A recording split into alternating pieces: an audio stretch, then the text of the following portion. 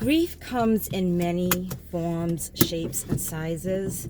And if you're experiencing a loss, any type of loss, whether it be a loss of your ability to do the things you used to do, a loss of, being able to spend time with your kids or grandkids for whatever reason, you go through this grief process, right? And I say process because it's not really a linear line. It's not like you go through these stages one at a time, and then once you're through, it's gone, you're done.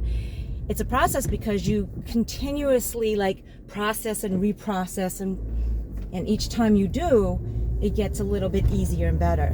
So I bring this up for a couple of reasons. I know I've talked about my process with my daughter and my grandson and her beliefs, and so I'm limited to do the things that I would love to do with him, and learning to accept that and process that and find other unique ways to spend time with him. It doesn't have to be the way I used to, right? It doesn't have to be the same as before, but I can still do it. And this client that I have, she's actually lost the ability because of health reasons. So she's not able to do what she used to do because of her declining health issues, both physically and mentally. So she has, limited walking and range of motion, and she gets tired more quickly. She has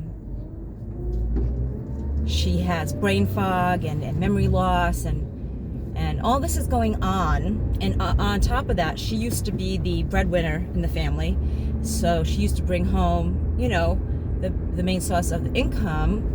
And so, now she's lost that. So financially, she's strapped. Mentally, she's fatigued, physically fatigued, and limited. I mean, she used to be very active. And so that is a loss, right? That is a loss. And grieving that and coming to terms with that, accepting that, and looking at maybe the things you can do versus the things that you can't, right? And on top of that, she lives with people that don't quite understand.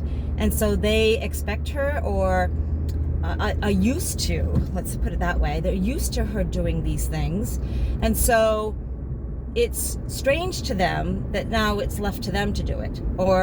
And she doesn't like to ask for help, right? She doesn't want to ask for help, but she has to. And she feels guilty because she feels like she should be doing it, right? All these things. So there's a lot going on there. But the loss process is still a grieving process. You still have to come to terms with what you're not able to do any longer. I know a lot of people in recovery from addiction grieve their substance, right? They grieve their whatever the behavior was that was giving them relief at one time, right? I say it all the time that alcohol and drugs for me was a coping skill, as it is for many people. It was great at the beginning, and then it turned on me like a bitch. Didn't want to say it, but it's true. She turned on me like a bitch, and and then she was unhelpful and not working at all. And so I had to accept that and come to terms with that, right? And look at the things that I can do, not the things that I can't do any longer, and that's really important and difficult. And sometimes you need help going through that process. So if you do need help, ask for help. If you have someone in your life that you could ask for help, great. A therapist or a mentor or whatever, even a family member if they're able to. A lot of times they're not because they're in the mix. But if you don't have anyone, message me. I can definitely help you with that process.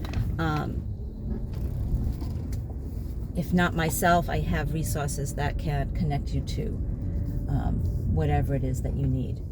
Give me a message, send me an email at doreen@recoveryenthusiast.com, And let's get you the help that you need so that you can get over this, not over it, but be able to live your life in a way that you want to live, peacefully, with content, maybe even excitement and joy. Wouldn't that be wonderful?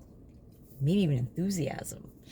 If you like my videos, hit the subscribe button, and see more beautiful videos of topics ranging from everything: motivation to gratitude to self-esteem to resentment to what I just talked about. A lot of it is, all of it basically is revolved around recovery, but it's not recovery just from substances. It could be recovery from any behavior that's unhelpful now, and you want to stop it and do something that's healthier and more helpful for you. Until next time, guys, please stay well.